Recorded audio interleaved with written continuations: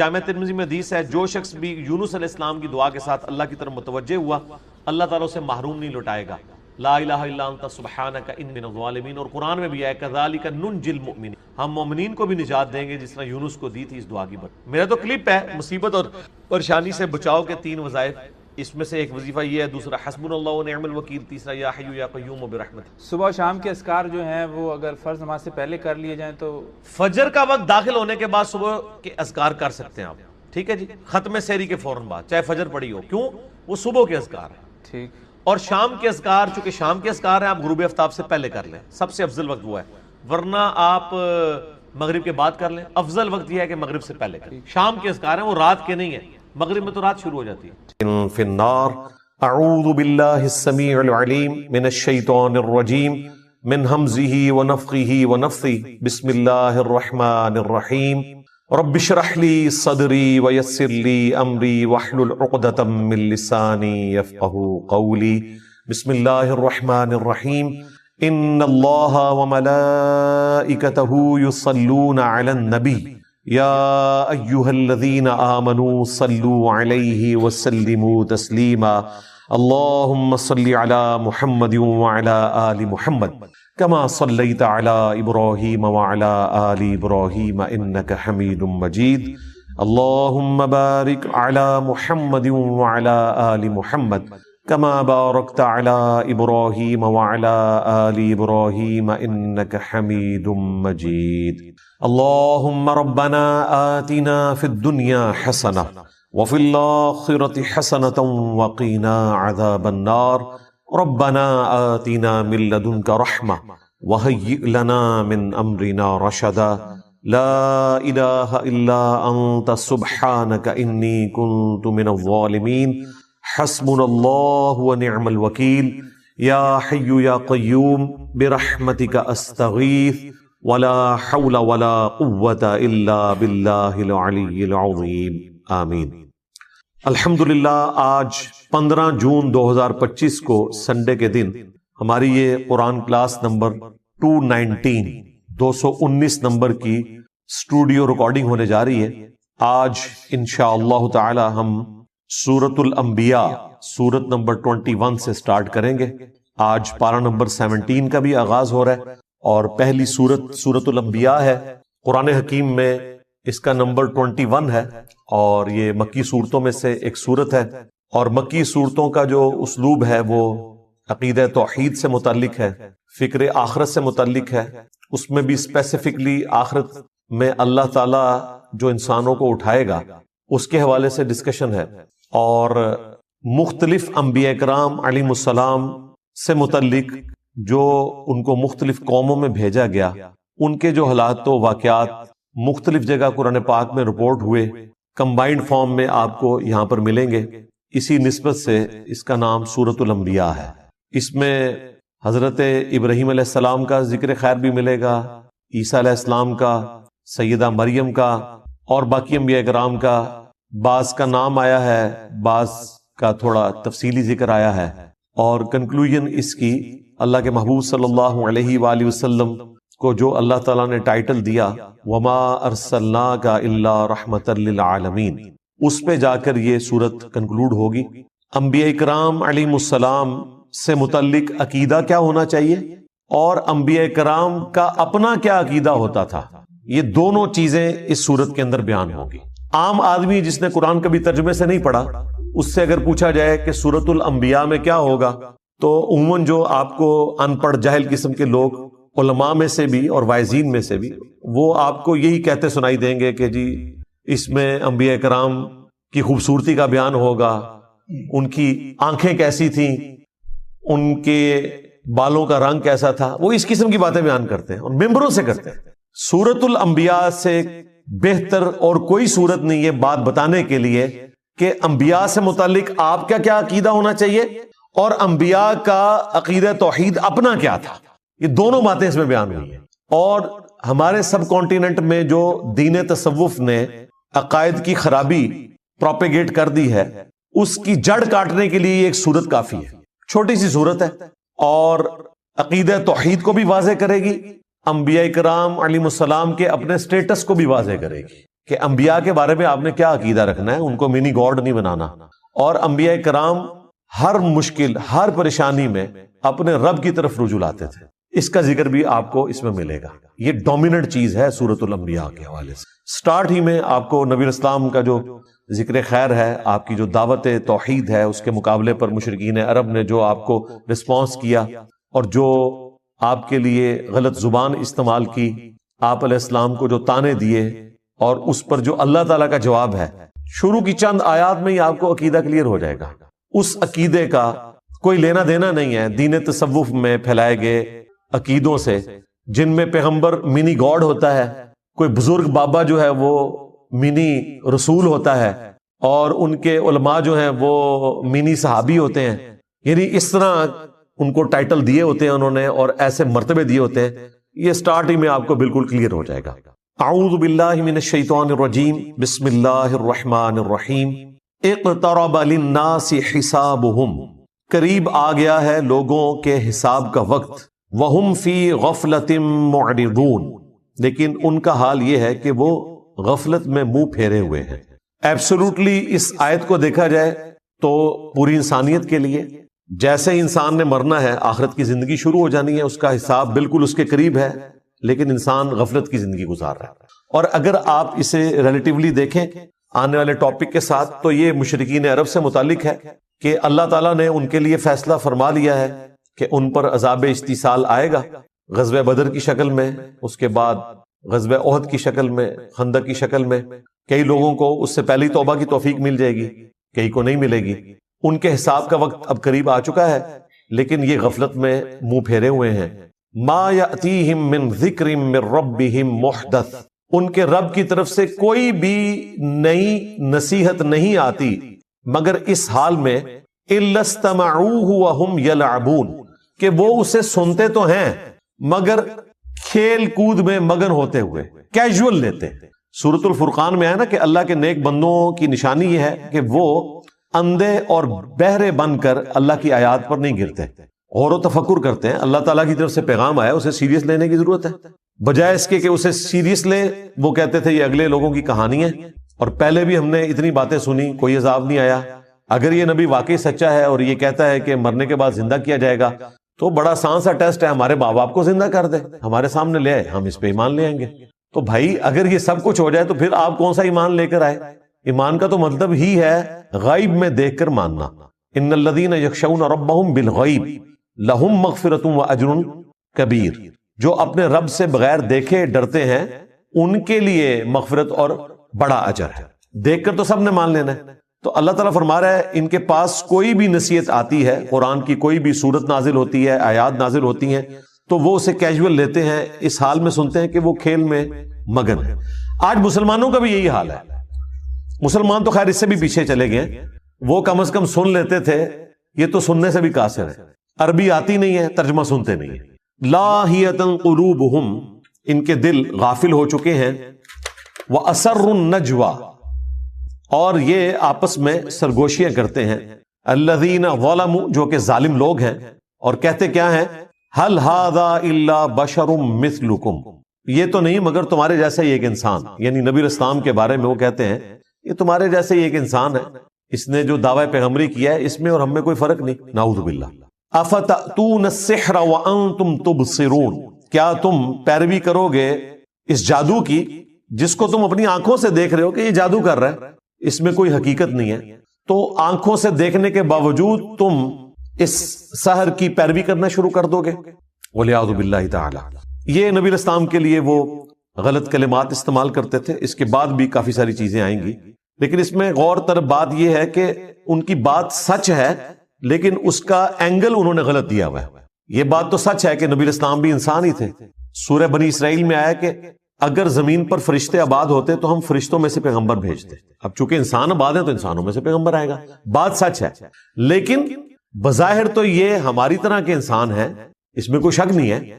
سب سے بڑا فرق اس حوالے سے جو وہ ایمفسائز نہیں کرتے تھے وہ یہ تھا کہ ان پر اللہ کی طرف سے وحی آتی ہے، اور وہ ایسا کلام لے کر آئے ہیں عربیوں میں کہ عربی بھی ششدر رہ گئے قرآن کے اس اعجاز کو دیکھ کر. اسی وجہ سے جو لوگ حق سے غافل تھے انہوں نے یہ کہنا شروع کر دیا گویا کہ نبی علیہ السلام جادو کر دیتے ہیں لوگوں کے اوپر. جو بھی سنتا ہے وہ آپ پر ایمان لے آتا ہے اگر وہ سلیم الفطرت ہوا.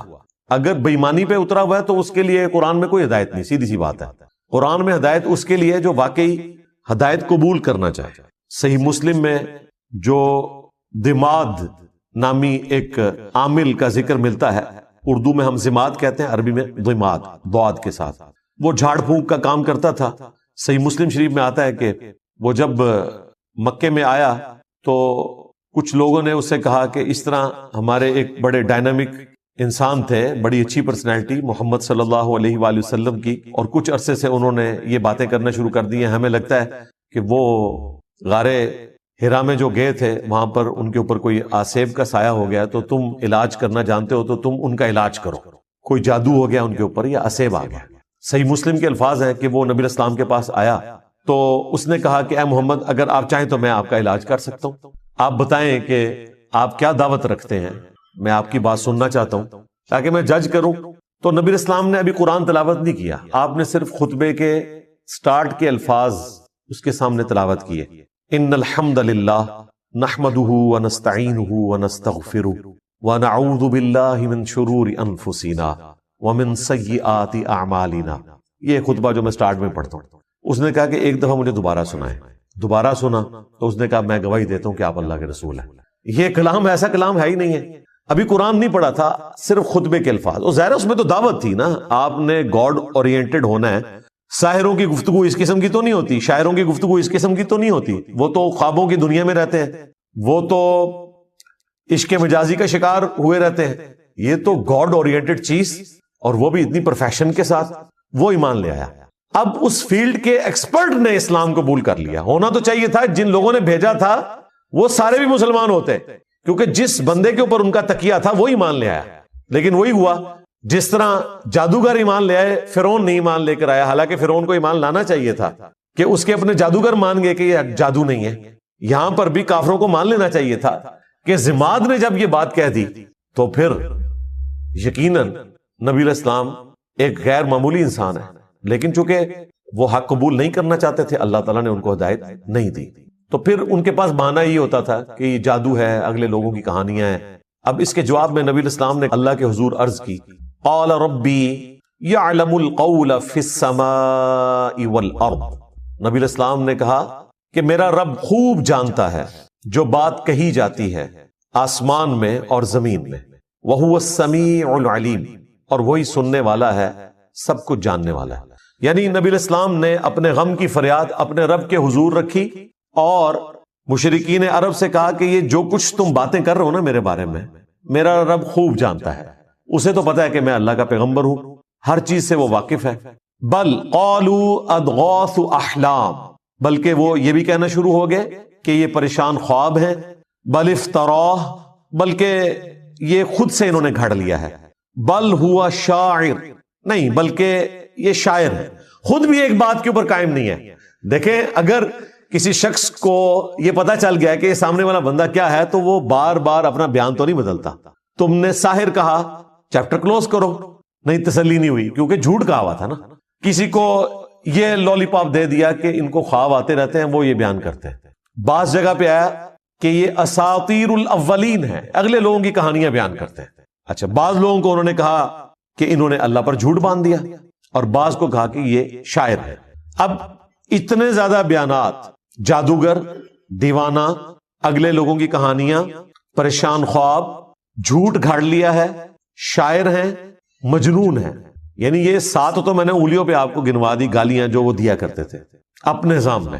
اب اس کے اگینسٹ نبی علیہ السلام کو نبوت ثابت کرنے کے لیے وہ ڈیمانڈ کیا رکھ رہے ہیں, فَلْيَأْتِنَا بِآیَةٍ كَمَا أُرْسِلَ الْأَوَّلُونَ.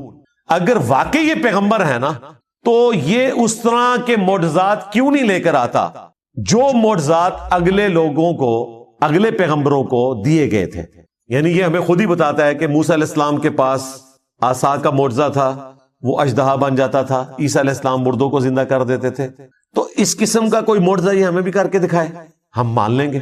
اچھا, یہاں تک اگر بات دیکھی جائے تو لاجیکلی ان کی بات درست ہے کہ جو پیغمبر عوام کے سامنے اگلے انبیاء کے واقعات بیان کر کے اور ان کے معجزات بتا کر दावे नबूवत कर रहा है, तो इसका मंतकी नतीजा यह है कि उसके मुखातबीन उससे कहें कि अच्छा ये जो आप बता रहे हैं आप भी करके बताएं ना, तो हम आप पर ईमान ले आएंगे।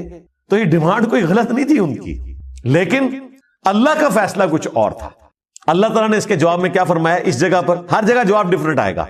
यहां पर क्या जवाब आया, मा आमनत क़ब्लहुम मिन क़रयतिन अहलकनाहा, इनसे पहले जो बस्तियां हलाक कर दी गईं उनके रहने वाले भी ईमान नहीं लेकर आए थे। अफहुम युमिनून, तो क्या अब ये लोग ईमान ले आएंगे? यानी अल्लाह ताला ने अपना एक रूल बता दिया कि अगले अंबिया के मानने वालों की डिमांड के ऊपर हमने मुंह मांगे मोर्जात दिखाए, तो उसका एंड रिजल्ट यही निकला कि ईमान वो नहीं लेकर आए। तो इनके साथ भी यही होना है, अगर हमने इनका मुंह मांगा मोर्जा दिखा दिया तो ये ईमान नहीं लाएंगे। लेकिन इसके बाद रिजल्ट क्या निकलेगा, वो सूरह बनी इसराइल में अल्लाह ताला ने जब 9 मोर्जात का जिक्र किया जो नबी इस्लाम से वो डिमांड करते थे, उन्होंने एक पूरी लिस्ट उनको पेश की थी कि आप आसमान पर चढ़कर बताएं, हमारे सामने चढ़े और हमारे सामने आप किताब लेकर उतरे, हम मान लेंगे। आपका कोई बाग हो जिसमें आप नहरें रवां कर दें, आपका सोने का कोई घर हो, इस किस्म की वो डिमांड करते थे। इसके जवाब में अल्लाह ताला ने फरमाया कि तुम फरमाओ कि मैं बशर हूं, रसूल हूं, मेरा काम दावत हक पेश करना है, ये मुर्जात अल्लाह के पास है। और फिर कई जगह पर कुरान पाक में इस बात का जवाब अल्लाह ताला ने इस तरीके से दिया कि अगर हम इनको मुंह मांगा मुर्जा दिखा देंगे फिर इनके लिए वक्त मुकर्रर कर दिया जाएगा, फिर ये तौबा नहीं कर सकते, अगर ईमान नहीं लाएंगे तो हलाक कर दिए जाएंगे, जिस तरह के अगले लोग हलाक कर दिए गए। सूरतुल मायदा के एंड में भी आता है ना, जब ईसा अलैहिस्सलाम के मानने वालों ने कहा ना कि आप आसमान से हमारे लिए खाना नाजिल होने की दुआ करें, तो ईसा अलैहिस्सलाम ने क्या कहा था कि अगर तुम्हें ये मुंह मांगा मुर्जा दिखाया गया और ये खाना नाजिल हुआ और फिर जिसने इनकार किया फिर अल्लाह ताला की तरफ से अजाब आएगा। ये अल्लाह ताला ने फरमाया कि मेरी तरफ से ऐलान है, इनको सुना दो। तो ये अल्लाह ताला का कानून है कि जब मुंह मांगा मुर्जा पूरा किया जाए, उस पर इनकार आए तो फिर अल्लाह ताला उस कौम को हलाक कर देता है। लिहाजा ये अल्लाह ताला की रहमत है कि मुंह मांगा मुर्जा ना दिखाया जाए। रहा ये वसवसा आना कि हो सकता है कि वो ईमान ले आए, तो भाई पूरा ट्रैक रिकॉर्ड है, लोग ईमान नहीं लेकर आए। सूरतुल अनाम में सूरह अल हिज्र में अल्लाह ताला ने फरमाया कि अगर हम इनकी आंखों के सामने आसमान से कुरान को नाजिल करते तख्तियों के ऊपर और ये नाजिल होता हुआ देख लेते और उस लिखी हुई किताब को अपने हाथों से छू भी लेते, तब भी इन्होंने ये कहना था कि हमारी आंखों पर जादू कर दिया गया। यानी दिल बेईमान थे उजता ढेर। आप ये ना समझे कि अगर उनकी वो डिमांड पूरी की जाती तो उन्होंने मान लेना था, बिल्कुल नहीं मानना था। क्या जादूगरों के ईमान लाने के बाद फिरौन ने मान लिया था कि मेरे एक्सपर्ट्स ने डिक्लेयर कर दिया है कि ये जादू नहीं है, ये पैगंबर है? नहीं माना।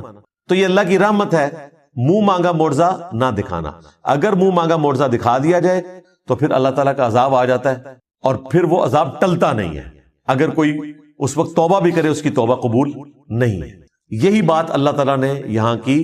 क्या इनसे पहले लोग जिनको हमने हलाक किया उन कौमों को वो ईमान ले आए थे जो ये ईमान ले आएंगे? अब इससे यह भी पता चल गया कि नबी इस्लाम को अल्लाह ताला ने काफिरों को दिखाने की खातिर उस किस्म का कोई मुर्जा नहीं दिया जो काफिर डिमांड किया करते थे। लिहाजा यह दावा करना कि अब्दुल कादिर जिलानी ने मुर्दा जिंदा किया और उसमें यह रंग भरना कि चूंकि हजरत ईसा अलैहिस्सलाम ने मुर्दा जिंदा किया था तो इस उम्मत के औलिया जो हैं वो बनी इसराइल के पैगंबरों की तरह हैं, ये कोई आयत हदीस नहीं है, ये एक आप समझ लें कुरान और हदीस से डिडक्ट हुई है बात। और वो सिर्फ उलमा के लिए नहीं है, ये पूरी उम्मत ही नबियों वाला काम कर रही है। कुंतुम खैरा उम्मतिन उखरिजत लिन्नास तामुरूना बिल मारूफ व तनहौना अनिल मुनकर। ये पूरी उम्मत खत्म नबूवत की बरकत से नबियों वाला काम कर रही है। इस एतबार से पूरी उम्मत बनी इसराइल के पैगंबरों की तरह है काम करने के एतबार से। मर्तबे की नहीं बात हो रही, ये ज़हन में रखिएगा। अंबिया के मर्तबे को कोई नहीं पहुंच सकता काम करने के एतबार से। अब जिनकी प्राइमरी रिस्पॉन्सिबिलिटी थी दावत हक पेश करना, यानी कि अल्लाह के महबूब सल्लल्लाहु अलैहि वसल्लम, उनके मुखालिफीन जो ताना दिया करते थे, उस ताने को खत्म करने के लिए भी अल्लाह ताला ने नबी इस्लाम को आसा का मुर्जा या मुर्दा जिंदा करने का मुर्जा नहीं दिया। तो अब्दुल कादिर जिलानी तो शाही कोई नहीं, ये सारी स्टोरियां कहानियां बनाई हुई हैं। फिर अब्दुल कादिर जिलानी को भी जस्टिफाई करने के लिए नबी इस्लाम से मुतल्लिक भी एक झूठा वाकया मशहूर कर दिया کہ ایک صحابی کے بچے نے جو ہے وہ دوسرے بچے کو ذبح کیا اور پھر نبی اسلام کی دعوت کو جابر بن عبداللہ کی طرف منسوب ایک توبہ توبہ توبہ. قرآن تو بالکل اور بات کر رہا ہے. پھر ہمارے جو خادم رضوی صاحب تھے وہ کہتے ہیں جی ممتاز قادری جو ہے وہ اپنی ایمبولینس سے باہر نکل آیا اور قبر پہ گئے تو 2 تلواریں اٹھائے باہر نکل آیا اور جیسے ہی پولیس والے قریب آئے تو ڈر کے پھر دوبارہ لیٹ گیا. یہ میں کہہ رہا ہوں پوری دنیا نو بریلوی کر لو یار، اس طرح کا منظر دکھا کے سب جھوٹ ہے. اس طرح نہیں ہو سکتا بھائی. اگر نبی الاسلام کو وہ معجزات نہیں دیے گئے نا تو باقیوں کو تو دینے کی ضرورت ہی نہیں ہے نا. باقیوں کو منوانا تو نہیں ہوتا، اللہ نے منوانا صرف پیغمبر کو ہوتا ہے. پیغمبر کے بعد کرامت کا کانسیپٹ یہ ہے کہ اللہ تعالیٰ کسی پہ کرم کرتا ہے. کوئی کر کے نہیں کچھ دکھا سکتا، یہ ذہن میں رکھیے گا کہ میں یہ کرنے لگا ہوں یا میں یہ کر سکتا ہوں. یہ صرف نبی کہہ سکتا ہے، وہ بھی اتنا جتنا اللہ اس کو بتائے، کیونکہ نبی کو منوانا ہوتا ہے، غیر نبی کو تو نہیں منوانا ہوتا. تو نبی الاسلام کے بارے میں کافر اتنی بڑی بڑی باتیں کر رہے ہیں اور اس کی کنکلوژن اس اعتبار سے کر رہے ہیں کہ اچھا تو واقعی اگر نبی ہے نا، تو شاعر نہیں ہے، تجھے پریشان خواب نہیں آتے، تو نے اللہ پر جھوٹ نہیں باندھا، تو اگلے لوگوں کی کہانیاں بیان نہیں کرتا، تو جادوگر نہیں ہے، تو مجنون نہیں ہے، تو ٹھیک ہے جو تو نے خود معجزات بیان کیے نا ان میں سے کوئی ایک معجزہ کر کے دکھا دے. نہیں. سورۃ الانعام میں اللہ تعالیٰ نے فرمایا اے نبی ہم نے تو معجزہ نہیں دکھانا جو یہ ڈیمانڈ کر رہے ہیں. تم سے ہو سکے تو زمین میں کوئی سرنگ تلاش کر لو یا آسمان پہ سیڑھی لگا دو اور کوئی معجزہ لے آؤ اور اے نبی جاہلوں میں نہ ہو. اتنے سخت الفاظ. یہ قرآن ہے بھائی، یہ کتابوں کا خدا ہے، یہ بابوں کا خدا نہیں ہے، یہ بابوں کا پیغمبر نہیں ہے، یہ بابوں کا دین نہیں ہے، یہ کتابوں کا دین ہے جو واقعی صحیح بات اللہ تعالیٰ کی طرف سے انسانیت کو پہنچائی گئی ہے. تو کلیئر کٹ اللہ تعالیٰ نے فرمایا کہ چونکہ اگلے لوگ ایمان نہیں لے کر آئے تھے، یہ بھی نہیں لائیں گے، لہٰذا ان کے لیے یہ ہے کہ انہیں ڈھیل دی جائے اور منہ مانگا معجزہ نہ دکھایا جائے. سورۃ الانبیاء کی 6 آیات پوری ہوئی ہیں اور مسلمانوں کی اکثریت کا عقیدہ اس کا جنازہ نکل گیا کہ اس عقیدے کا کوئی لینا دینا نہیں ہے قرآن و سنت کے عقائد کے ساتھ. سورۃ الانبیاء یہ پڑھ کے بتا دیتے تو انہیں پتا چل جاتا کہ انبیاء کا کیا سٹیٹس ہے. اس کے جواب میں اگر یہ قرآن کی آیات آدھی پڑھی جائیں اور ان سے پوچھا جائے کہ بتاؤ پھر اللہ نے کیا جواب دیا ہوگا، تو یہ تو آپ کو یہی بتائیں گے کہ اللہ تعالیٰ نے پھر معجزات دے دیے ہوں گے. تو ایسا نہیں ہوا. سورۃ العنکبوت میں اللہ تعالیٰ نے فرمایا کہ اے نبی اس قرآن کے نزول سے پہلے نہ تو آپ کتاب میں سے کچھ پڑھ سکتے تھے، نہ اپنے دائیں ہاتھ سے کچھ لکھ سکتے تھے، ورنہ یہ چیز کافروں کو شک میں مبتلا کر دیتی کہ یہ کتاب آپ نے خود لکھ لی ہے. کیا ان کے لیے کافی نہیں ہے کہ اللہ تعالیٰ کی آیات صبح و شام ان پر تلاوت کی جاتی ہیں؟ یہ معجزہ ہے. تو دعوی نبوت والا معجزہ نبی علیہ السلام کا قرآن ہے. جس طرح کہ عیسیٰ علیہ السلام کا مردوں کو زندہ کرنا اور موسیٰ علیہ السلام کا لاٹھی کو پھینک کر اژدہا بنانا اور اسے ہاتھ لگانا اور دوبارہ اس کا لاٹھی بننا، اس طریقے پہ نبی علیہ السلام کا معجزہ یہ قرآن ہے. یہ سورۃ العنکبوت میں اور کئی صورتوں میں ذکر ہوا اور نبی علیہ السلام نے تو بالکل کھول کر اس کو مزید بیان کیا. بخاری مسلم میں حدیث ہے اللہ تعالیٰ نے ہر نبی کو کوئی نہ کوئی معجزہ دیا تھا. یہ معجزہ تو ہم ویسے علم الکلام میں استعمال کرتے ہیں، قرآن و سنت میں اس کے لیے ٹرم آتی ہے آیتن. یہاں پر بھی دیکھ لیں فَلْيَأْتِنَا بِآیَةٍ، نشانی، معجزہ عقل کو عاجز کر دینے والی چیز، فزیکل فینامنا آف نیچر کو توڑنے والی چیز، اس لیے ہم یہ معجزہ کی ٹرم استعمال کرتے ہیں. ویسے اس کے لیے ٹرم ہے آیا، نشانی. تو اللہ تبارک و تعالیٰ نے نبی علیہ السلام کو قرآن کا معجزہ دیا. بخاری مسلم میں اس حدیث میں آتا ہے کہ ہر نبی کو معجزہ دیا، مجھے اللہ تعالیٰ نے وحی کا معجزہ دیا ہے. میں اللہ سے امید کرتا ہوں قیامت کے دن سب سے زیادہ متبعین میری امت سے ہوں گے، کیونکہ اللہ تعالیٰ نے مجھے ایک یونیک معجزہ دیا ہے، وحی کا معجزہ. اور وہ بخاری مسلم میں آتا ہے کہ جنتیوں کا نصف امت محمدیہ سے ہے صلی اللہ علیہ وآلہ وسلم، کیونکہ معجزہ سب سے بڑا ہے. لاجیکلی اس سے بیسٹ کوئی آپشن ہو نہیں سکتا تھا. ختم نبوت کے بعد اگر انسانی ہسٹری نے ہزاروں سال تک چلنا ہے اور کسی پیغمبر نے نہیں آنا اور اس آخری پیغمبر نے قیامت تک کے لیے پیغمبر ہونا ہے، تو اس کا لازمی نتیجہ ہے کہ اس کا معجزہ بھی پھر قیامت تک زندہ رہے. یہ ختم نبوت کا تقاضا تھا اور وہی اللہ نے کیا کہ اس کتاب کو محفوظ کر دیا. انا نحن نزلنا الذکر وانا لہ لحافظون، بے شک اس ذکر اللہ کی یاد دہانی کروانے والی کتاب کو ہم نے نازل کیا، ہم ہی اس کی حفاظت کرنے والے. اگلی کتابوں کی حفاظت اس لیے نہیں ہوئی کہ کتابیں بدلتی تھی تو نیا پیغمبر آ جاتا تھا اور بتا دیتا تھا کہ یہ گڑبڑ ہو گئی ہے، یہ ٹیمپر ہو گیا. اب چونکہ پیغمبر نے نہیں آنا، ختم نبوت ہو چکی ہے، اب بھی اگر کتاب بدل جاتی تو ہم سارے جنتی ہو جاتے. ہمارے پاس سب سے بڑا بہانہ آ جاتا کہ یا اللہ ہمارے پاس تو پیغمبر بھی کوئی نہیں، اور پیغمبر جو کتاب چھوڑ کر گئے تھے وہ تبدیل ہوگی، ہم کہاں سے ہدایت حاصل کرتے ہیں؟ اس لیے اللہ تعالیٰ نے اس کتاب کو محفوظ کیا. یہ قیامت تک کے لیے نبی اسلام کا معجزہ ہے. 2 خصوصیات ہیں رسول اللہ کی ایسی جو آپ کو ممتاز کرتی ہیں باقی انبیاء سے. ویسے تو بہت ساری ہیں، یہ ڈومیننٹ. ایک آپ علیہ السلام کا معجزہ کتاب کی شکل میں ہے، اگلے انبیاء والا معجزہ نہیں ہے. ویسے آپ کے معجزات بخاری مسلم میں رپورٹ ہوئے، کبھی مبارک انگلیوں سے پانی کے چشمے جاری ہوئے، لیکن وہ صرف صحابہ کے اندر ان کے ایمان میں اضافے کے لیے. یہ کبھی نہیں ہوا کہ آپ نے کافروں کو کہا ہو کہ یہ دیکھو میں اپنی انگلیوں سے پانی کے چشمے جاری کرنے لگا ہوں. میں آپ کو دعوے سے کہتا ہوں کہ یہ اتنا بڑا معجزہ تھا کہ شاید چند لوگوں کی قسمت بدل جاتی، لیکن اللہ نے کہا کہ ان کی مرضی کا میں نے معجزہ بتانا ہے، ان کے سامنے نہیں ہوگا. ہاں، یہ جتنے معجزات آئے ہیں یہ مسلمانوں کے سامنے ہوئے ہیں. مسلم شریف میں آیا کہ 2 درخت اپنی جڑوں سے اکھڑے نبی علیہ السلام کے اشارہ کرنے پہ، اور وہ مل گئے. نبی علیہ السلام رفع حاجت کے لیے اس کے پیچھے گئے اور پھر دوبارہ سے وہ اپنی جگہ پر چلے گئے. صحیح بخاری میں آیا کہ عبداللہ ابن مسعود کہتے ہیں ہم حضور کے ساتھ بعض اوقات کھانا کھاتے تھے تو لقمے میں سے اللہ کی تسبیح کی آواز آتی تھی. اسی طریقے سے صحیح بخاری میں آیا نبی علیہ السلام کو ملنے کے لیے اصحاب آئے، آپ نے ان کو ایک لاٹھی دی جو ٹارچ کی طرح روشن ہو گئی، اور جب وہ ایسی پگڈنڈی پر پہنچے جہاں سے راستہ مختلف تھا تو اس کے پھر 2 حصے ہو گئے، آدھی روشنی ان کے ساتھ چل پڑی، آدھی ان کے ساتھ. تو اس طرح کے معجزات نبی علیہ السلام کی مبارک زندگی میں صحابہ کے ساتھ بھی ہوئے ہیں، لیکن وہ صحابہ کی کرامت نہیں ہے، نبی علیہ السلام کا معجزہ ہے. صحیح بخاری میں آیا کہ ایک صحابی جن کو کافروں نے قید کر دیا تھا، ان کے لیے انگوروں کا ایک خوشہ آ گیا اور وہ کھا رہے تھے، اور جن لوگوں نے قید کیا وہ ایک دم پریشان ہو گئے. اللہ تعالیٰ کی طرف سے غیبی مدد آئی. صحیح بخاری میں آتا ہے ایک صحابی کو جب بے دردی سے شہید کیا گیا، ان کی لاش کی حفاظت کے لیے بہت زیادہ بھیڑیں آ گئیں، مکھیاں، شہد کی مکھیاں یا دوسری، اور ان کی لاش کی بے حرمتی نہیں ہونے دی. دوسری طرف حضرت حمزہ کی لاش کی بے حرمتی ہوگی.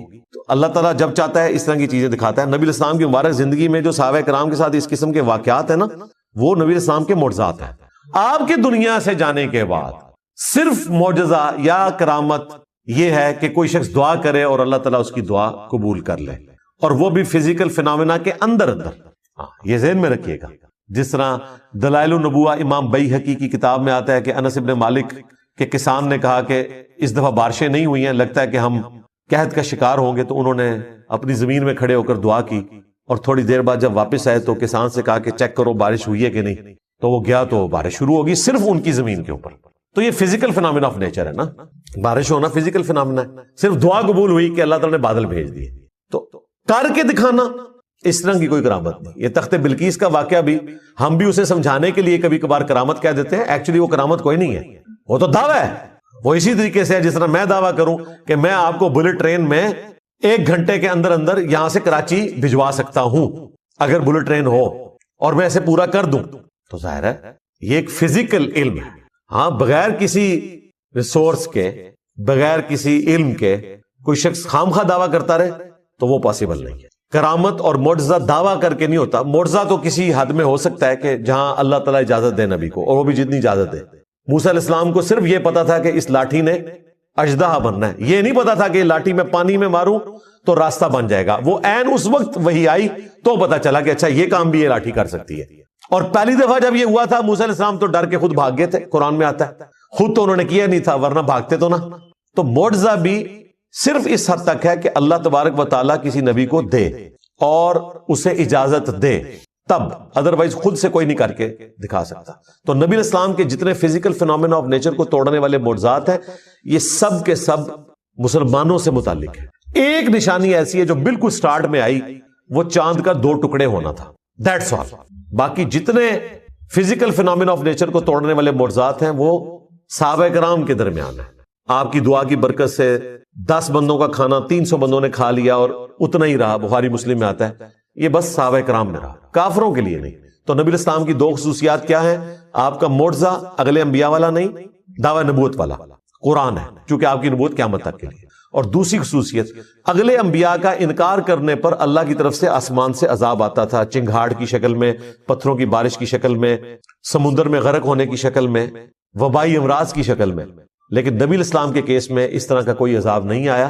اگر آیا تو قتال کی شکل میں آیا، جو قرآن میں سورہ توبہ میں آیا کہ ہم مسلمانوں کے ہاتھوں سے ان کو عذاب دیں گے. تھوڑی بہت آزمائشیں آئیں قحط سالی کی شکل میں، بخاری میں آتا ہے اور نبی علیہ السلام سے وہ دعا بھی کرواتے تھے. لیکن جو بڑے لیول کا عذاب ہے وہ قتال کی شکل میں اللہ تعالیٰ نے صحابہ کرام کی تلوار کو مسلط کیا. یعنی قرآن اور قتال یہ نبی علیہ السلام کی دو خصوصیات ہیں ایکویلنٹ ٹو اگلے انبیاء کے.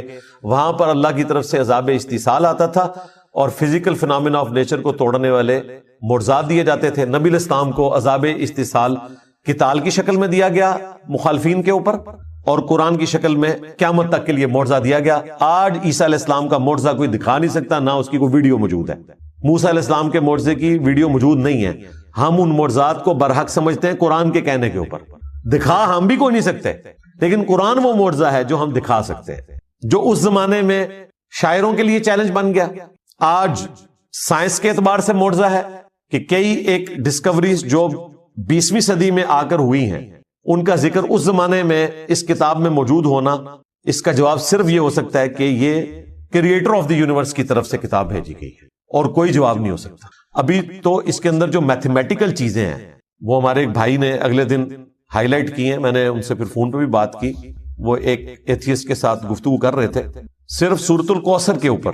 انہوں نے کئی ایک اس کی میتھمیٹیکل جو آرڈر ہے ڈسکور کیے ہیں.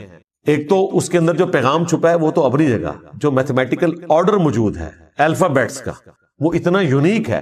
اور وہ کہتا ہے میں نے تو پورے قرآن کے اوپر اس حوالے سے ورکنگ کی ہوئی ہے. اور یہ دیکھیں اتنی بڑی حفاظت ہے کہ قرآن کی کوئی آیت بدلے گا تو وہ آرڈر ڈسٹرب ہو جائے گا، ایک لفظ بھی بدل دے تو آرڈر اس کا ڈسٹرب ہو جائے گا. اب یہ وہ چیزیں ہیں جو صحابہ کرام کو بھی نہیں پتا تھی. ہر آنے والا زمانہ قرآن پاک کے حوالے سے نئی چیزیں ہائی لائٹ کرے گا لوگوں کے سامنے. حروف ابجد کا علم صحابہ اور تابعین کے دور میں زبان کے طور پر رائج تھا. یہ تعویذات جو لکھتے ہیں انہوں نے تو اس علم کو ہی بدنام کر دیا نا، ورنہ یہ پیرلل میں ایک لینگویج ہے جس میں آپ اعداد کو جمع کر کے ایک پوری گنتی ہے. جس طرح محمد کے 92 بنتے ہیں، اللہ کے 66 بنتے ہیں، بسم اللہ الرحمن الرحیم کے 786 بنتے ہیں. ان ڈیجٹس کو یوز کر کے بھی قرآن پاک کے حوالے سے کئی ساری چیزیں ملتی ہیں جو آج لوگوں نے اس کے اوپر ایکسپیریمنٹس پرفارم کیے ہیں. اس طریقے سے قرآن حکیم کا اعجاز کہ اس کی صورتیں جوڑوں کی شکل میں نازل ہوئیں، یہ چیزیں تو ابھی آ کے لوگوں نے ایکسپلور کی نا. حمید الدین فرائی صاحب سے پہلے تو یہ چیز کسی نے ہائی لائٹ نہیں کی تھی. مولانا مودودی رحمہ اللہ نے کئی چیزوں کی ویلیو ایڈیشن کی، کئی ایسی چیزیں انہوں نے ہائی لائٹ کی جو پہلے لوگوں نے ہائی لائٹ نہیں کی ہوئی تھی. تو ہر آنے والا زمانہ قرآن پاک کے حوالے سے کوئی نہ کوئی ایسی نئی چیز بتاتا ہے کہ جو انسان کو حیران کر دیتی ہے کہ یہ ایک غیر معمولی کلام ہے. تو یہ معجزہ قیامت تک کے لیے. اس اعتبار سے نبی علیہ السلام کا یہ فرمانا کہ مجھے اللہ نے وہی کا معجزہ دیا ہے، میں امید کرتا ہوں کہ قیامت کے دن سب سے زیادہ متبعین میری امت سے ہوں گے. اس کا پریکٹیکل جو عملی نمونہ ہے وہ ہم نے دیکھ لیا کہ لوگوں نے قرآن کا ترجمہ انگریزی میں پڑھا، اپنی مدر ٹنگ میں پڑھا اور اسلام قبول کر لیا. نبی علیہ السلام کو دنیا سے گئے ہوئے 1400 سال سے زیادہ گزر چکے ہیں. قرآن کی دعوت الحمدللہ اسی طریقے سے شد و مد کے ساتھ جاری ہے. اور یہ ہے اصل میں انقلاب جو دن بدن بڑھتا چلا جا رہا ہے. جب مسلمانوں کی امپائرز ختم ہو گئی تھیں، دنیا میں کوئی حکومت باقی نہیں رہی، اس وقت بھی انقلاب تھا. آج اللہ تعالیٰ نے 58 اسلامک کنٹریز ہمیں دے دیے، انقلاب آج بھی اسی طریقے سے. کل کوئی ملک ختم بھی ہو جائے، نبی علیہ السلام کا انقلاب گلی گلی اسی طریقے سے پوری دنیا میں جاری ہے. یہ ہے لیگیسی، جو لیگیسی کسی اور شخص نے نہیں چھوڑی. وَمَا أَرْسَلْنَا قَبْلَكَ إِلَّا رِجَالًا نُوحِي إِلَيْهِمْ، اور ہم نے آپ صلی اللہ علیہ وآلہ وسلم سے پہلے کوئی بھی پیغمبر نہیں بھیجا مگر یہ کہ وہ مرد ہی تھا اور اس کی طرف ہم نے وہی بھیجی. فَاسْأَلُوا أَهْلَ الذِّكْرِ إِن كُنتُمْ لَا تَعْلَمُونَ، اگر تمہیں علم نہیں ہے تو اہل ذکر سے پوچھ لو. یعنی مشرکین عرب سے کہا جا رہا ہے اگر تمہارے پاس علم نہیں ہے تو جیوز اور کرسچنز کے علماء جن کے پاس الہامی کتابوں کا علم ہے ان سے پوچھ لو کہ نبی علیہ السلام سے پہلے بھی جو پیغمبر آئے وہ انسان ہی ہوا کرتے تھے. تمہارا یہ اعتراض کرنا کہ یہ ہماری طرح کا انسان ہے، تو اگلے انبیاء بھی انسان ہی ہوا کرتے تھے اور مرد ہوا کرتے تھے. عورتوں میں کوئی پیغمبر نہیں آیا، انسانوں کی سپیشیز سے ہی پیغمبر آئے. ظاہر ہے عورتیں اس کام کے لیے سوٹیبل بھی نہیں، اس کے لیے ایکسٹروورٹ بندہ چاہیے اور پھر وہ ایسا ڈائنامک ہو کہ ہر وقت اویلیبل ہو. عورتوں کے ساتھ تو اللہ تعالیٰ نے کئی ایک بشری کمزوریاں لگائی ہیں. مہینے میں 6-7 دن ان پر ایسا وقت آتا ہے کہ وہ نماز بھی نہیں پڑھ سکتی. اللہ تعالیٰ کی طرف سے ایک ان کے لیے ریلیکسیشن ہے اور وہ مسجد میں بھی نہیں جا سکتی. اب پیغمبر نے تو امت کو لیڈ کرنا ہوتا ہے، یہ تو ہو ہی نہیں سکتا کہ پیغمبر جو ہے وہ عورت ہو اور وہ 7 دن کی چھٹی کرے، پلس پھر اس کو مردوں سے پردہ کرنا پڑے گا، اور کئی کمپلیکیشنز آ جائیں گی. اس لیے اللہ تعالیٰ نے پیغمبر مرد بنائے ہیں. ہاں پیغمبروں کی مائیں عورتیں ضرور تھیں، ان کی رسپیکٹ اپنی جگہ، اللہ نے ان کی تعریف بھی کی ہے، موسیٰ علیہ السلام کی والدہ کی، عیسیٰ علیہ السلام کی والدہ کی، لیکن پیغمبر مرد ہی ہوں گے اور انسانوں کی اسپیشی سے ہوں گے. اگر تمہیں علم نہیں ہے تو اہل علم سے پوچھو. رسول اللہ کے اوپر یہ بہتان لگانا کہ چونکہ یہ انسان ہے لہذا انسان ہے تو جھوٹ بول رہے ہیں، انہیں خواب بھی آتے ہیں پریشان، یہ شاعر ہیں، اگلے لوگوں کی کہانیاں بیان کرتے ہیں، تو یہ غلط ہے. انسان ضرور ہے، اور وہ اس لیے کہ تم انسان ہو اور انسان انسانوں کو فالو کر سکتے ہیں. آئیڈیل انسانوں کے لیے انسانوں میں سے ہی ہو سکتا ہے. رمضان مبارک کے آخری 10 دن کے اعتکاف سے متعلق صحیح فقہی احکام و مسائل. اعتکاف کا ٹاپک ایسا ہے کہ اس پہ آپ کو عموماً فقہی احکام و مسائل کے حوالے سے زیادہ تر جعلی باتیں عوام میں جو مشہور ہیں وہ ملتی ہیں، اور صحیح الاسناد احادیث کی روشنی میں بہت کم اس کے اوپر کام کیا گیا ہے. لہذا میں نے ارادہ کیا کہ اس ٹاپک کو بھی ایک انٹلیکچوئل طریقے سے ریکارڈ کروا دیا جائے. بھائیو، عربی زبان میں اعتکاف کہتے ہیں چمٹ جانے کو، یا سمجھ لیں دھرنا دینے کو. یہ پاکستان والا دھرنا نہیں ہے، اللہ کی بارگاہ میں دھرنا دینا.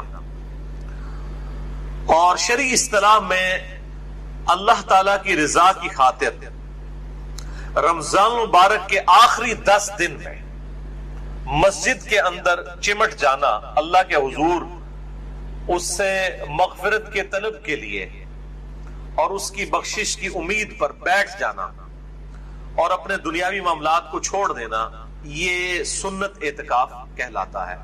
آپ صلی اللہ علیہ وآلہ وسلم سے 30 دن کا اعتکاف بھی ثابت ہے، 20 دن کا اعتکاف بھی ثابت ہے، اور 10 دن کا اعتکاف سنت متواتر ہے. یعنی وہ کنٹینیو سنت ہے جو آپ صلی اللہ علیہ وآلہ وسلم نے کبھی پوری زندگی نہیں چھوڑی. ہمیشہ کم از کم 10 دن کا اعتکاف آپ صلی اللہ علیہ وآلہ وسلم نے رمضان مبارک کے آخری عشرے میں ضرور بالضرور کیا ہے. الحمدللہ. اعتکاف کا جو واحد مقصد ہے وہ شب قدر کی تلاش ہے. اور شب قدر کی تلاش سے مراد کیا ہے؟ یہ نہیں ہے کہ رات کے وقت کوئی عجیب و غریب چیزیں نظر آئیں گی. میں اس حوالے سے بڑا ڈیٹیل لیکچر ریکارڈ کروا چکا ہوں، مسئلہ نمبر نیو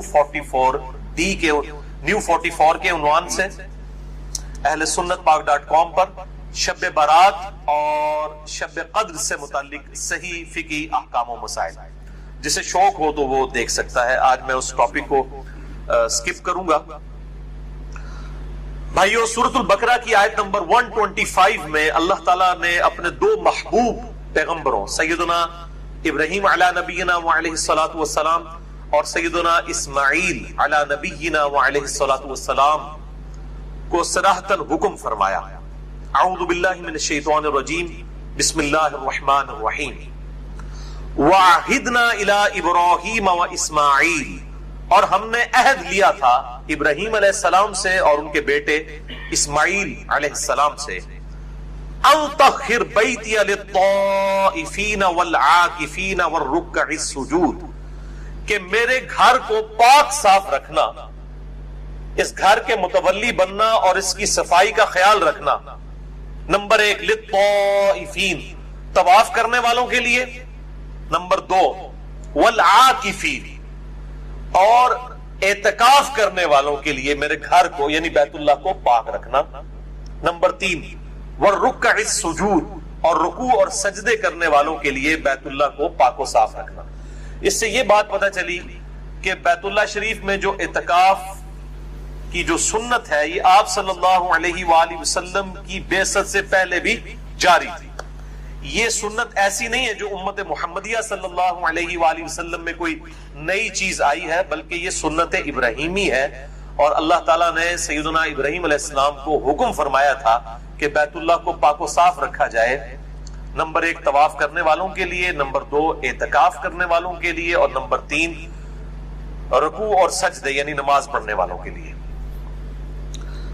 بھائیو، سورۃ البقرہ ہی میں جو رمضان المبارک کے کانٹیکسٹ میں رکوع نمبر 23 ہے، اس میں ایک آیت ہے سورۃ البقرہ آیت نمبر 187 جس میں اشارتاً اعتکاف کا بھی ذکر آیا. وَلَا تُبَاشِرُوهُنَّ وَأَنْتُمْ عَاكِفُونَ فِي الْمَسَاجِدِ، اور اپنی بیویوں کے ساتھ ازدواجی تعلق مت قائم کرو جبکہ تم مسجد میں اعتکاف کی حالت میں ہو، یعنی عورتیں بھی مسجد میں اعتکاف بیٹھا کرتی تھی اس زمانے میں، امہات المومنین بھی اور باقی عورتیں بھی، اللہ تعالیٰ نے حکم فرمایا کہ اگر کوئی میاں بیوی اعتکاف مسجد میں بیٹھے ہیں تو وہ ازدواجی تعلق قائم نہیں کر سکتے ورنہ ان کا اعتکاف ٹوٹ جائے گا۔ تو اس میں بھی اشارتاً اعتکاف کا ذکر آیا کہ مساجد کے اندر اعتکاف ہو سکتا ہے، یہ سنت ہے۔ جہاں تک اعتکاف کی فضیلت ہے تو اس حوالے سے صوفیاء کی کتابوں میں آپ کو بہت ساری روایتیں مل جائیں گی، کیمیاء سعادت کے اندر، تذکرۃ الواعظین کے اندر اور کتابوں کے اندر، لیکن ان میں سے کوئی بھی اصول محدثین پر مضبوط روایت نہیں ہے۔ اس لیے کیٹاگوریکل ڈیسیژن ہے محدثین کا رحمہم اللہ اجمعین کہ اعتکاف کی فضیلت کے اوپر، کوئی پرٹیکولر فضیلت کے اوپر کوئی بھی صحیح حدیث روئے عرض پہ موجود نہیں ہے۔ بہرحال میرے نزدیک یہی فضیلت کافی ہے کہ اللہ تعالیٰ نے اسے انڈورس کیا ہے اور اپنے انبیاء کرام علیہ السلام کو حکم دیا ہے کہ میرے جو بندے اعتکاف کے لیے مسجد میں آتے ہیں ان کے لیے مسجد کو صاف رکھو، اور اس حوالے سے احکامات بھی احادیث کے اندر آئے ہیں۔ تو یہ خود بہت بڑی فضیلت ہے کہ انسان دنیاوی معاملات کو چھوڑ کر پورے پیشن کے ساتھ، پوری ڈیڈیکیشن کے ساتھ اللہ تعالیٰ کی بارگاہ میں حاضر ہو جائے۔ اللہ تعالیٰ ہم سب کو توفیق عطا فرمائے، آمین۔ اس حوالے سے ایک بڑی مشہور روایت پیش کی جاتی ہے جو اہل سنت کی مین سٹریم کی 3 کتابوں کے اندر موجود ہے۔ نمبر 1 الموجم الاوسط امام طبرانی کی کتاب میں، نمبر 2 شعب الایمان امام بیہقی کی کتاب میں، اور نمبر 3 المستدرک للحاکم میں۔ ان تینوں کے اندر یہ روایت موجود ہے، لیکن یہ روایت مردود ہے۔ بڑی مشہور روایت ہے کہ سیدنا ابن عباس رضی اللہ تعالیٰ عنہ کے بارے میں آتا ہے کہ وہ مسجد میں اعتکاف بیٹھے ہوئے تھے تو کوئی شخص جو ہے وہ ان کے پاس آیا اور اس نے کہا کہ میں فلاں شخص کا جو مقروض ہوں اور میں نے اس کا قرضہ دینا ہے اور مجھے وہ ڈھیل نہیں دے رہا، آپ میری سفارش کریں۔ تو ابن عباس جو ہے وہ مسجد سے اعتکاف توڑ کے باہر نکل گئے اور جا کے اس کی سفارش کی، اور جب اس شخص کے پاس گئے سفارش کے لیے، اس کو پتا چلا کہ ابن عباس آئے ہیں، تو اس نے جو ہے وہ قرضہ ہی معاف کر دیا، یعنی ان کے پروٹوکول کے اندر۔ تو دوسرے ساتھی نے کہا کہ اے ابن عباس، آپ تو اعتکاف بیٹھے ہوئے تھے، آپ نے اعتکاف کیوں توڑ دیا؟ تو ابن عباس نے فرمایا کہ میں نے اعتکاف اس لیے توڑا کہ کسی مسلمان بھائی کے لیے اس کی مصیبت اور پریشانی کے لیے دوڑ دھوپ کرنا یہ اللہ تعالیٰ کے حضور 20 سال کے اعتکاف سے بہتر ہے۔ اور پھر ساتھ ہی ارشاد فرمایا ابن عباس نے کہ جو شخص ایک دن کا اعتکاف کرے اللہ کے حضور، تو میں نے نبی صلی اللہ علیہ وآلہ وسلم سے یہ بات سنی کہ اللہ تعالیٰ اس کے چہرے اور دوزخ کے درمیان 3 بڑی بڑی خندقیں حائل کر دیتا ہے جن کی چوڑائی جو ہے زمین و آسمان کے فاصلے کے برابر ہے۔ یہ وہ روایت ہے جو بڑی مشہور ہے، لیکن یہ بالکل جعلی بلکہ جھوٹی روایت ہے، کیونکہ اس کے دونوں جو طرق ہیں دونوں میں ایک جھوٹے راوی، متروک راوی موجود ہیں۔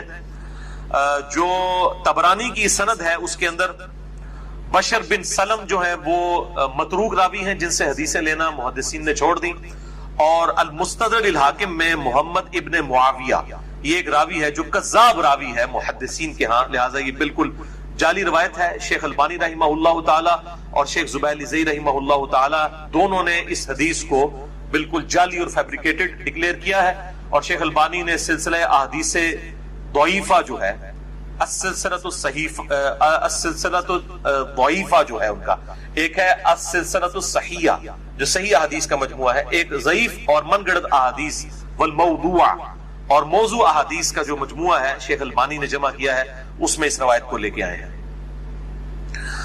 اچھا، سورۃ البقرہ کی آیت نمبر 187 جو ہم نے سنی، وَلَا تُبَاشِرُوهُنَّ وَأَنْتُمْ عَاكِفُونَ فِي الْمَسَاجِدِ، اپنی بیویوں کے ساتھ ازدواجی تعلق قائم نہ کرو جبکہ تم مسجد میں اعتکاف میں ہو۔ اس کے اندر یہ اشارہ ہے کہ عورتیں بھی مسجد میں اعتکاف بیٹھ سکتی ہیں، اور سنت بھی ہے، احادیث بھی آ جائیں گی آگے۔ لیکن یہاں پر ایک بات ضرور یاد رکھیں کہ اگر فتنے کا ڈر ہو، جس طرح کہ آج کل کے زمانے میں یہ ویڈیو کیمرے کا اور تصاویر کا فتنہ ہے، اور عین ممکن ہے کہ ایسی عورتیں جو بیچاری عوام کے سامنے کبھی بھی بے پردہ نہیں آتی، ان کی ویڈیوز بنا کے کوئی بد دیانت خاتون جو ہے وہ نیٹ کے اوپر چڑھا دیں، عین ممکن آج کل تو کچھ بھی ہو سکتا ہے۔ لہٰذا اس دور کے اندر میں نہیں سمجھتا کہ جب تک مکمل تحقیق نہ کر لی جائے اس وقت تک کسی عورت کو مسجد میں اعتکاف بٹھایا جائے، کیونکہ حالات و واقعات فیوریبل نہیں ہیں۔ آج کل تو خفیہ کیمرے لگے ہوئے ہیں، ہوٹلوں کے اندر لگے ہوئے ہیں، اور میاں بیوی جو ہے وہ ہنی مون منانے کے لیے چلے جاتے ہیں ہوٹلوں میں، اور بعد میں جناب ان کی ویڈیوز جو ہے وہ نیٹ کے اوپر چڑھی ہوتی ہیں، کیونکہ بالکل چھوٹے چھوٹے کیمرے آ گئے ہیں، وہ کبھی لائٹس کے اندر، کبھی کسی آپ سمجھ لیں شو پیس کے اندر وہ چھپا کے لگا دیتے ہیں، اور یہی کام مسجدوں کے اندر بھی ہو سکتا ہے۔ یہ کوئی یعنی آپ سمجھ لیں ناممکنات میں سے نہیں ہے۔ تو اس لیے میں تو بالکل اس چیز کو انڈورس نہیں کروں گا، اور میری سپورٹ میں وہ حدیث ہے جو بخاری اور مسلم دونوں میں موجود ہے۔ اما عائشہ رضی اللہ تعالی عنہا وسلام اللہ علیہا کہتی ہیں کہ اگر نبی علیہ السلام میرے زمانے کی عورتوں کو دیکھ لیتے تو ان پر مسجد میں جانے پہ بھی پابندی لگا دیتے۔ یہ اما عائشہ اپنے زمانے کے بارے میں کہہ رہی ہیں حضور کی وفات کے بعد۔ بخاری اور مسلم دونوں میں یہ حدیث موجود ہے۔ اور اما عائشہ سے بڑھ کر کون نبی صلی اللہ علیہ وآلہ وسلم کے مزاج سے واقف ہو سکتا تھا، مزاج رسول سے آشنا تھی آپ رضی اللہ تعالیٰ عنہ، اور وہ کہہ رہی ہیں کہ اگر میرے زمانے کی عورتوں کے حالات آپ صلی اللہ علیہ وآلہ وسلم دیکھ لیتے تو مسجد میں جانے سے بھی روک دیتے۔ تو اعتکاف یہ تو اس زمانے کی بات ہو رہی ہے 1400 سال پہلے، میں تو آج کی بات کر رہا ہوں 3 جون 2017 کی۔ تو یہاں کے حالات و واقعات اور کیمرے کا جو فتنہ ہے کس طرح ابھر کر اس وقت پبلکلی سامنے آئے، لہٰذا اس صورتحال میں بچنے میں ہی عافیت ہے۔ اور اس حوالے سے میں نے ڈیٹیل لیکچر بھی دیا ہے عورتوں کے پردے کے حوالے سے، اس میں نے اس طرح کی کئی احادیث ہیں مکمل ڈیٹیل کے ساتھ، ان کے انٹرنیشنل نمبر بھی احادیث کے بتائے ہیں، مسند نمبر 161P عورتوں کے پردے سے ریلیٹڈ احکامات کے اوپر۔ لہٰذا میں اجتہاداً یہ سمجھتا ہوں کہ آج کے دور کے اندر اگر مسجد بیت کے اندر یعنی گھر میں جو مسجد ڈکلیئر کی جاتی ہے، اور بخاری و مسلم میں کئی احادیث ہیں کہ کئی صحابیات تھیں جو آپ صلی اللہ علیہ وآلہ وسلم کے پاس حاضر ہوتی تھیں کہ یا رسول اللہ آپ ہمارے گھر میں آ کے ایک کونے میں نماز پڑھ لیں، ہم اس گھر کے حصے کو مسجد ڈکلیئر کر دیں۔ تو اس زمانے میں بھی صحابہ کرام اپنے گھر کے کسی ایک کونے یا گوشے کو مسجد کے طور پر ڈکلیئر کرتے تھے گھر کی عورتوں کی نماز پڑھنے کے لیے، کیونکہ عورت کا گھر میں نماز پڑھنا مسجد میں پڑھنے سے افضل ہے۔ یہ صحیح الاسناد احادیث سے ثابت ہے، مسند نمبر 161B میں نے ڈیٹیل سے یہ 17 کے قریب احادیث الحمدللہ بیان کی ہیں، آج مان لی کہ میں ان کی ڈیٹیل میں جاؤں۔ تو لہٰذا اس طرح کی جو مسجد بیت ہیں گھر میں ڈکلیئر کی ہوئی مسجد، اس کے اندر اگر عورتیں اعتکاف کر لیں تو اس کے اوپر جو سلفی اہل حدیث علماء خام خواہ فتویٰ لگاتے ہیں، اور بیسیکلی وہ فتویٰ اس لیے لگتا ہے کہ چونکہ حنفی قائل ہیں گھر میں جو ہے وہ اعتکاف کرنے کے، اس لیے اہل حدیث دوسرے معاملے میں بہت ضد کے اندر آئے ہوئے ہیں اس مسئلے میں کہ نہیں جی گھر میں عورت اعتکاف کر ہی نہیں سکتی، یہ تو ایک نفلی عبادت ہے، نہ بھی کرے تو خیر ہے، مطلب ہم نے گھر میں نہیں کرنے دینا۔ تو اب جب مسجد کے اندر حالات و واقعات ایسے نہیں ہیں، اور نبی علیہ السلام نے عورتوں کو ترغیب دلائی ہے کہ وہ گھروں کے اندر نماز پڑھیں، اور بخاری مسلم میں حدیث ہے مردوں کے لیے بھی فرض کے علاوہ نفلی نماز جو ہے وہ گھر میں پڑھنا افضل ہے، تو گھر میں تو مسجد بیت ہونی چاہیے، اس کے اندر اگر عورتیں اعتکاف کر لیتی ہیں تو میرا خیال ہے اس میں کوئی حرج نہیں ہے۔ بلکہ میں تو اس سے بھی ایک سٹیپ آگے جاؤں گا کہ جو میرے جیسے مرد ہیں جن کے لیے مسجد میں اعتکاف کرنا مشکل ہے، یعنی میں کسی مسجد میں چلا جاؤں تو میرے لیے بہت بڑا فتنہ بن جاتا ہے، اتنے لوگ ملنے کے لیے آ جاتے ہیں اور ملاقاتوں کا سلسلہ شروع ہو جاتا ہے، حتیٰ کہ مسجد کمیٹی اور مسجد کی جو انتظامیہ اور مسجد کے جو امام اور خطباء حضرات وہ خام خواہ میرے خلاف ہو جاتے ہیں۔ یہ تو اللہ تعالیٰ کسی کے دل میں کسی کی محبت ڈال دینا، یعنی میں کہیں پہ بھی چلا جاؤں پورے پاکستان کے اندر جہاں پہ بھی انٹرنیٹ ہے تو لوگ جانتے ہوتے ہیں الحمدللہ۔ لہذا میں تو اب کئی سال ہو گئے کہ میں تو اعتکاف کی ایک سنت سے ہی محروم ہو چکا ہوں، حالانکہ میں الحمدللہ کوئی سال نہیں جانے دیتا تھا، 1996 سے لے کے 2008 تک میں مسلسل اعتکاف بیٹھتا تھا، لیکن اس کے بعد جب سے یہ پبلک فگر بننے والا مسئلہ شروع ہوا اور دعوت و تبلیغ سے یہ کام پھیلنا شروع ہوا، اب تو یہ حالت ہے میں اعتکاف میں کسی کو ملنے کے لیے چلا جاؤں تو مسجد کی انتظامیہ میں جو ہے نا وہ کھلبلی مچ جاتی ہے، اتنے لوگ آ جاتے ہیں ملنے کے لیے، یعنی پھر تو کوئی خطیب سے تو مسئلہ پوچھتے ہی نہیں، سارے لوگ میرے پاس آ جاتے ہیں۔ بلکہ میرے لیے تو بڑا مشکل ہو گیا کسی اڈے کے اوپر چلا جاؤں، پبلک ٹرانسپورٹ میں یہ سفر کرتا ہوں، اپنے پاس تو ایک موٹر بائک ہے میرے پاس صرف، تو مطلب بڑا مشکل ہو جاتا ہے میرے لیے مینج کرنا، اور پھر مسجد میں 10 دن کے لیے کہیں بیٹھ جاؤں تو یہ تو مولوی میرا جو ہے کچھ عمر نکال کے تو وہاں سے تو میرا جو ہے وہ جنازہ ہی اٹھے گا، تو بڑا مشکل ہو گیا۔ تو اس طرح کے مرد جن کے لیے اس طرح کی صورتحال بن جائے وہ بھی پھر گھروں کے اندر ہی اعتکاف کریں، اگر انہوں نے اصل مقصد تو یہ ہے کہ آپ نے کنسنٹریشن کے ساتھ اپنا وقت اللہ کے لیے دینا ہے۔ واللہ اعلم۔ میرے بھائیوں، اعتکاف دنیا کی کسی بھی مسجد میں ہو سکتا ہے، چاہے وہ جامع مسجد ہو یا غیر جامع مسجد ہو۔ اب غیر جامع مسجد ہوگی تو پھر جمعہ پڑھنے کے لیے معتکف جو ہے وہ نکل کر دوسری مسجد میں آئے گا اور پھر فوراً واپس بھی آ جائے گا۔ یہ جو میں بول رہا ہوں کہ کسی بھی مسجد میں اعتکاف ہو سکتا ہے، یہ بھی بہت بڑا ایشو ہے، کیونکہ شیخ البانی رحمہ اللہ تعالی، اللہ تعالیٰ ان کی غلطیاں معاف کرے، انہوں نے یہ فتویٰ دیا تھا کہ 3 مسجدوں کے علاوہ اعتکاف کسی مسجد میں کرنا حرام ہے، اور ایک جعلی روایت تھی جس کو انہوں نے صحیح سمجھا اور اس کے اوپر ایک پوری ڈاکٹرائن کھڑی کر دی۔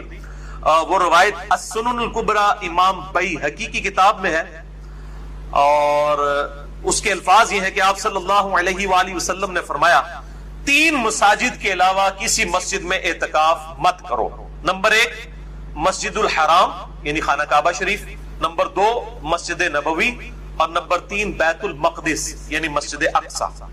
لیکن یہ روایتی جعلی ہے، اس میں سفیان بن عیینہ مدلس ہیں، ان سے روایت کر رہے ہیں اور سما کی تصریح کوئی نہیں ہے، لہذا شیخ زبیلیزی رحمہ اللہ تعالی نے اس معاملے میں شیخ البانی کے اوپر گرفت بھی کی اور اس روایت کو جعلی ڈکلیئر کیا۔